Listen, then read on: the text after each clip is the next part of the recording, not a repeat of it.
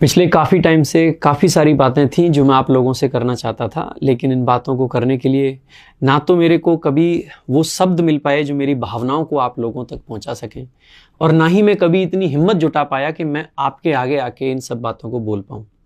लेकिन कुछ चीज़ें आपके मन पर ऐसा बोझ बन जाती हैं और आपको अंदर से कचोटने लगती हैं कि एक टाइम के बाद में आपको लगता है कि अब समय है कि हमें अपने मन का जो भार है वो हल्का कर देना चाहिए और बातें आपसे शेयर कर लेनी चाहिए।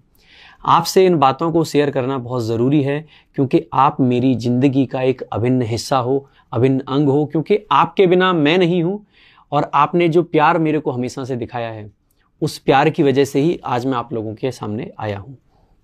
दरअसल मेरी पर्सनैलिटी जिस तरीके की है, जिस तरीके का मैं पर्सन हूँ, एक व्यक्तित्व मेरा जो है, मेरा व्यक्तित्व मेरे को बहुत सारी चीज़ें करने के लिए अलाउ कर पाता है, लेकिन बहुत सारी चीज़ें करने के लिए अलाउ नहीं कर पाता है, जिसके चलते मैंने ज़िंदगी में एक दो ऐसे फैसले लिए हैं कि सामान्यतः जब भी कोई उनको देखेगा तो उसे देख के लगेगा कि यार क्या मूर्ख आदमी है, कैसी बातें कर रहा है।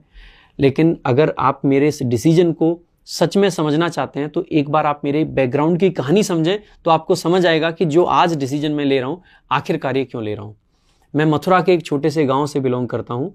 मेरे घर परिवार में लगभग सभी लोग या तो पुलिस की नौकरी में हैं या आर्मी की नौकरी में हैं। मेरे खुद के पापा आर्मी में 24 साल नौकरी की। मेरे खुद के भैया दिल्ली पुलिस में कांस्टेबल के पद पे नौकरी लेके अभी भी हेड कांस्टेबल के पद पे काम कर रहे हैं। मेरे चाचा वाचा के लड़के सब कुछ वही दिल्ली पुलिस, यूपी पुलिस, यही सब काम करते हैं। मैं भी जब दिल्ली आया मैंने तैयारी करी, बहुत सारे एग्ज़ाम्स दिए, सीजीएल का भी एग्ज़ाम मैंने निकाला, सीएचएसएल भी, सीपीओ भी। लेकिन मैंने वहाँ पे चूज़ किया कि जो मेरे को ज्वाइनिंग लेनी है वो सीपीओ के एग्ज़ाम में लेनी है, क्योंकि हमारे यहाँ पे वर्दी की एक अलग तरीके की रिस्पेक्ट है और वर्दी को एक अलग तरीके से वैल्यू दी जाती है। मैंने दिल्ली पुलिस में एज सब इंस्पेक्टर ज्वाइन किया सीपीओ 2017 से, ऑल इंडिया रैंक 29 के साथ में। ट्रेनिंग मैंने की, ट्रेनिंग में मुझे बहुत मज़ा आया, बहुत सारी चीज़ें सीखने को मिली। और ये जो शरीर है आज, ये उस टाइम पे एक बढ़िया शेप में भी जा रहा था। ट्रेनिंग में अच्छा लग रहा था, सब कुछ सारी चीज़ें चल रही थी। फिर कोविड-19 उस टाइम पे आया और कोविड-19 में ड्यूटी भी की। लगभग 2.5 साल तक मैंने लगातार दिल्ली पुलिस में मैं कार्यरत रहा। कोविड-19 के दौरान भी हमने अलग अलग स्थानों पे ड्यूटी की। लेकिन जब मैं थाने में आया तो मेरे को बार बार कुछ चीज़ें ऐसी थी जो चुभती थी। मेरे को लगता था कि ये जो काम है शायद मेरे व्यक्तित्व के लिए सूटेबल नहीं है, या मैं यूँ कहूँ कि जो मेरा व्यक्तित्व है वो उस काम के लिए सूटेबल नहीं है। दिल्ली पुलिस सब इंस्पेक्टर बनना मेरे एरिया के लिए बहुत बड़ी बात थी और मैं पहला व्यक्ति था जो अपने एरिया से सब इंस्पेक्टर के पद पर गया था। पूरे के पूरे एरिया से हमारे हम सोलंकी हैं और 28 गांव हमारे हैं लगभग, और उस पूरे एरिया में उस टाइम तक दिल्ली पुलिस में कोई भी नहीं गया था सब इंस्पेक्टर के पद पे। उतनी बड़ी नौकरी को लेके भी, और मैं अपने मन में बार बार ये फील करने लगा कि यार शायद मेरे लिए ठीक नहीं है, ये मेरे लिए ठीक नहीं है। शुरुआत में एक दो बार ऐसा फियर आया, लेकिन धीरे धीरे वो चीज़ें मन को ना अंदर से काटने लगी, लगने लगा कि यार कुछ तो गड़बड़ है। और जब मैं ये सोचता कि मैं उस नौकरी के बारे में गलत सोच रहा हूँ, जो नौकरी मेरे एरिया में किसी के पास नहीं है, मेरे घर वालों ने कितनी खुशियाँ मनाई थी, फिर भी मैंने हिम्मत की एक दिन और अपने घर वालों के सामने अपनी बात रखी कि मैं नौकरी में खुश नहीं हूँ। मेरे घर वालों का जो रिएक्शन था, शुरू में ऐसा रिएक्शन था जैसे मार देंगे, एकदम से बहुत खतरनाक।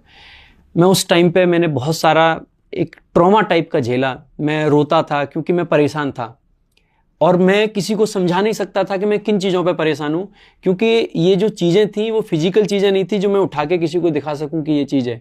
ये कोई ऐसी चीज़ें नहीं थी जो मैं किसी को बता सकूँ, देखो जी ये क्लियर कट बात है। ये मेरी मानसिक स्थिति थी, ये मेरा मन था, ये मेरा दिल था, ये मेरा व्यक्तित्व था जो उस तरीके के काम में नहीं लग पा रहा था। नौकरी में कोई कमी नहीं रही है, नौकरी बहुत शानदार है, मेरे खुद के भैया करते हैं, इसीलिए मैंने ये आपको कॉन्टेक्स्ट दिया है।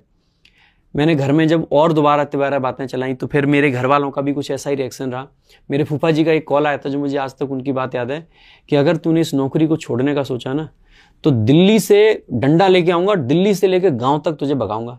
कोई कहता था भरी हुई थाली में लात मार रहे हैं, कोई अलग अलग तरीके की चीज़ें। मैं रोता, मेरे परिवार वाले रोते कि ये लड़के को हो क्या गया, ये करना क्या चाहता है। और इन सारी चीज़ों के बावजूद भी मैं नहीं कर पाया और मैंने लास्ट में डिसाइड किया कि मैं नहीं कर पाऊंगा। मैंने यूपीएससी की तैयारी करना स्टार्ट किया और कोचिंग की, और उसी दौरान लेकिन फिर फाइनेंशियल दिक्कतें कुछ होने लगी, तो मुझे लगा कि ये समय है कि मुझे कहीं पर कुछ काम कर लेना चाहिए। और काम में क्या कर सकता था? ऑब्वियस सी बात है, मैंने ट्रेनिंग से पहले 1 साल पढ़ाया था, एक खूबसूरत सा एहसास था मेरा वो, तो मैंने सोचा क्यों ना मैं पढ़ाना स्टार्ट कर देता हूँ। और उस टाइम पे मैंने गुरुकुल में आके 1-2 क्लासेस ली। उस टाइम पे गुरुकुल में भी थोड़ी सी चीज़ें चल रही थी टीचर्स को लेके। जब मैंने क्लासेस ली तो बच्चों का जो फीडबैक था वो इतना ज़बरदस्त था कि मुझे लगा कि यही काम मुझे करना है, और धीरे धीरे मैंने काम करना स्टार्ट करा। और जिस तरीके से आप लोगों ने प्यार दिखाया, जिस तरीके से आप लोगों का सपोर्ट मेरे लिए रहा, मुझे खुद कभी एहसास नहीं हुआ कि मैंने यूपीएससी की तैयारी कहाँ त्याग दी और कब मैं पूरे तरीके से इस एक टीचर के सफ़र में निकल पड़ा और मैं एक टीचर बन गया। बहुत प्यार मुझे उस परिवार में मिला, बहुत प्यार मुझे आप सभी लोगों से मिला, बहुत प्यार हमारी पूरी की पूरी टीम से मुझे मिला, बहुत प्यार मुझे पूरे के पूरे मैनेजमेंट से मिला। आपने देखा भी होगा, न सिर्फ प्यार बल्कि मैं पूरे फ्रीडम के साथ में हमने रैंकर्स गुरुकुल पर हर तरीके से काम किया। जो काम हमने किया पूरे शिद्दत से किया, पूरे एफर्ट के साथ में किया, अपने पूरे घर परिवार को त्याग कर सबसे पहली प्रायोरिटी पे आप लोगों को रखकर हमने काम किया। शुरुआत में आपको याद होगा मैं सुबह 8 बजे वोकैब की क्लास लिया करता था और रात को 10 से लेकर 11:30 बजे तक ग्रामर की क्लास यूट्यूब पे लाइव लिया करता था। आप सोचिए मेरे घर में उस टाइम पे मेरी छोटी सी बेटी थी। मैं एक ऐसा बाप था जो कि घर से सुबह 7 बजे निकलकर रात को 12-1 बजे तक अपने काम में बिजी रहता था। मैंने वो समय भी अपनी बेटी को ना देके आप लोगों के लिए लगाया और पूरे मेहनत से, पूरे शिद्दत से मैंने हमेशा काम किया। मैंने हमेशा प्रयास किया कि मैं किसी भी प्रकार की नेगेटिविटी से बचता रहूं, साइड में रहूं और आप लोगों के लिए सिर्फ और सिर्फ मेहनत से काम करता रहूं। फिर भी कुछ चीज़ें ऐसी थी, पूरा सपोर्ट था, पूरी फ्रीडम थी, हर तरीके से चीज़ें अच्छी रहीं, लेकिन कुछ चीज़ें ऐसी थीं जो मन को बार बार चुभती थीं। लगता था कि मैं इस चीज़ को ऐसे नहीं, मुझे ऐसे करना चाहिए, लेकिन सर्टेन चीज़ों के चलते मैं वो चीज़ें उस तरीके से शायद नहीं कर पाया। मैं इस चीज़ के लिए किसी को ब्लेम करना या किसी को दोष देना बिल्कुल नहीं चाहूँगा। मैंने इसीलिए इतनी बड़ी कहानी आपको सुनाई। मैं जैसे दिल्ली पुलिस से बाहर निकलने के लिए किसी को ब्लेम कभी नहीं कर सकता हूँ, अपने आप को करता हूँ। कभी दिल्ली पुलिस के लिए मैंने नहीं कहा कि दिल्ली पुलिस में कमी थी, तो आज भी मैं उसी स्टैंड पर रहता हूँ कि मैं ये नहीं कहूँगा कि किसी और के अंदर कोई कमी थी। मैं मानता हूँ कि शायद मेरी ही मानसिक ऐसी स्थिति है जिसकी वजह से मुझे लगता है कि मैं आपके लिए कुछ और बेहतर कर सकता हूँ, कुछ और ज़बरदस्त कर सकता हूँ अगर मैं थोड़े से अलग रास्ते पर चलकर इस काम को करूँ। तो मैंने डिसाइड किया है कि आज से और अभी से मेरी जितनी भी क्लासेस होंगी आगे से रैंकर्स गुरुकुल यूट्यूब चैनल पर नहीं होंगी, और जितने भी मेरे बैचेस होंगे वो आरजी विक्रमजीत एप्लीकेशन पर नहीं होंगे। जितने भी मेरे पुराने बैचेस हैं वो पुराने सारे के सारे बैचेस मैं उसी शिद्दत के साथ में कंप्लीट करूंगा जिस शिद्दत के साथ में मैंने आप लोगों को अपने साथ जोड़ा था, और जिस उम्मीद के साथ में आप जुड़े हैं।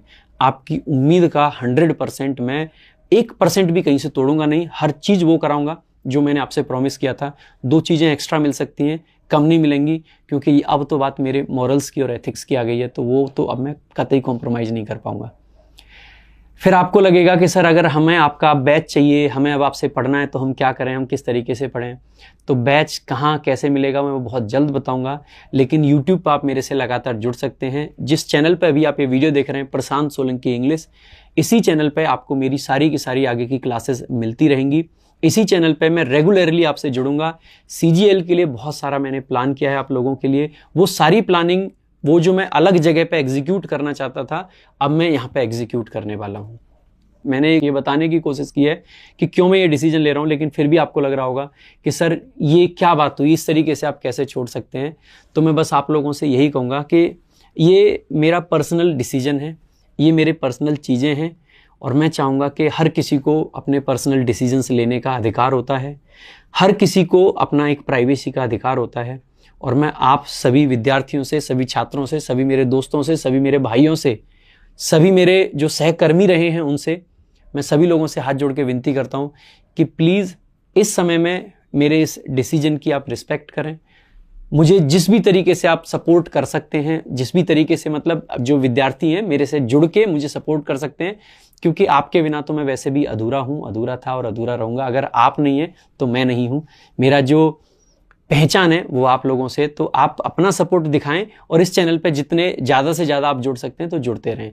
बाकी मैं आप लोगों से ये वादा करता हूँ कि मैं आपको जिस तरीके से अब तक पढ़ाते आया हूँ, आपने देखा होगा हमने फ्री कंटेंट के मामले में आपको हर वो चीज़ प्रोवाइड कराई जो कि एक बच्चे को चाहिए। सिलेक्शन लेने के लिए बहुत सारे ऐसे बच्चे हमारे रहते हैं जो कि शायद कहीं पेड बैच भी अफोर्ड नहीं कर पाते हैं, जबकि काफ़ी कम फीस रहती है, फिर भी हम लोगों ने अलग अलग तरीके से आपको पढ़ाया। आपने रिसेंट में मेरी सिलेक्शन सीरीज़ देखी होगी, उसकी एक एक क्लास अगर आप देखोगे ना, जिस तरीके का ऑर्गेनाइज्ड कंटेंट है, 2025 के सारे क्वेश्चंस उसमें कवर्ड हैं।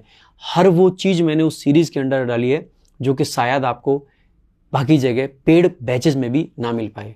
तो मैं आपसे यही कहूँगा कि मैं आपसे लगातार जुड़ा रहूँगा, इसी चैनल पर मिलता रहूँगा। आप अपना सपोर्ट बनाए रखें। बाकी मेरे जितने भी बड़े हैं, जो भी मेरे सम्मानीय टीचर्स हैं, जो भी लोग हैं, मैं आप सभी लोगों से भी सपोर्ट की उम्मीद करूँगा और मैं चाहूँगा कि ये जो हमारा नया सफ़र है ये स्मूथ तरीके से चलता रहे। कोई ब्लेम गेम, कोई भी ऐसी चीज़ नहीं होनी चाहिए।